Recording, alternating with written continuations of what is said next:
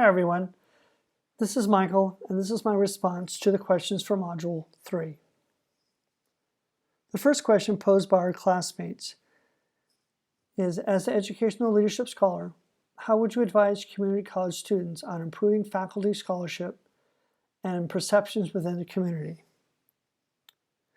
I want to touch briefly on 3 areas discussed in reading and highlighted by our classmates' summary: scholarship, academic deficiency, and improving perceptions. In regard to scholarship, when 2/3 of the faculty are part-time, I wonder, is there really time for scholarship? I know that part-time faculty have other jobs, whether at other colleges or other jobs out in the community. Full-time professors also have other responsibilities.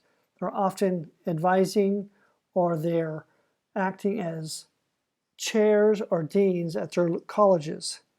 So given those extra administrative duties, scholarship becomes a particular hardship. And also, when we look at when scholarship is not required, when they take these positions, can we really expect it? These people have taken these jobs knowing that this is not the expectation, and we can't change it midstream.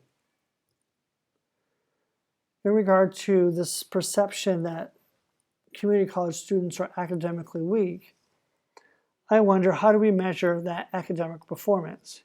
If we look at GPA between students of community college who transfer and those who are not community college transfer students, the GPA is similar.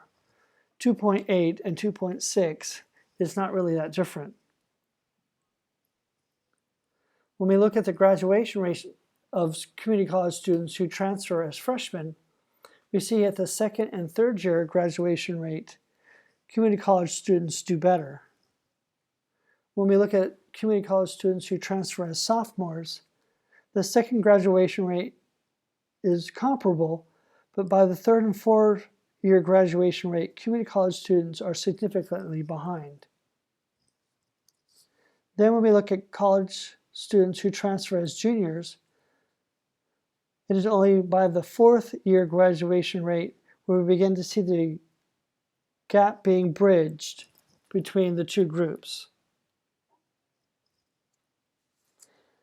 In regard to perception, there are probably a myriad of ways in which we can encompass a change in perception for community colleges.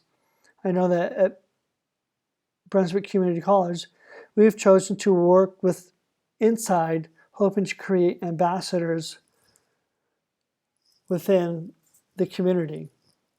At my college, we've used these working groups to change perceptions. We've centered them around a single or set of objectives, and we've garnered representatives from multiple constituent levels, whether it be faculty or staff, and we've created forums in which we discuss issues. I've maintained and assured confidentiality in this group, and then their thoughts and ideas and concerns are brought to the president. These questions and concerns are brought to an open forum and they're answered, and they are also told how they are going to be acted upon. In regard to the last question, to what degree are you for or against performance-based funding and why? I would have to say that conceptually I'm for performance-based funding, but when it comes to the practicality of working that out, I'm against it. In an article inside Higher Education, the data on performance-based funding has not shown that it works.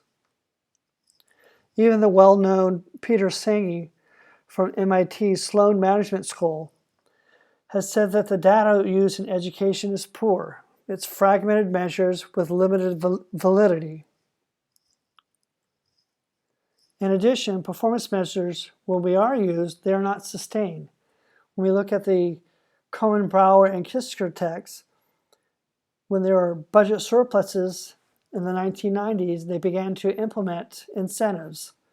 But then the declining budgets in 2000 caused all of these incentives to be scrapped by the year 2004. The same thing happened to the end of grade incentives that we found in K-12 education in North Carolina, and all of those ended in 2008. Lastly, in regard to performance-based funding, these incentives, when they are used, they're meager by business standards. And I talked to classmates in the doctoral program who come from the business world, and when they talk of incentives, they talk of about $10,000 to $20,000 a year in incentives. And that simply just didn't happen in the educational world. Lastly, I wanted to share an additional site as far as budget resources in case those who are interested. I know that the Levin and Catertex talked about the Delta Cost Project and the National Community College Cost and Productivity Project, but there's another one out there too that you might be interested in. And this particular site has information on state, county, and municipal budgets found at this URL. I will share this with a PowerPoint along with this video. Anyway, so those are my thoughts. Thanks for listening.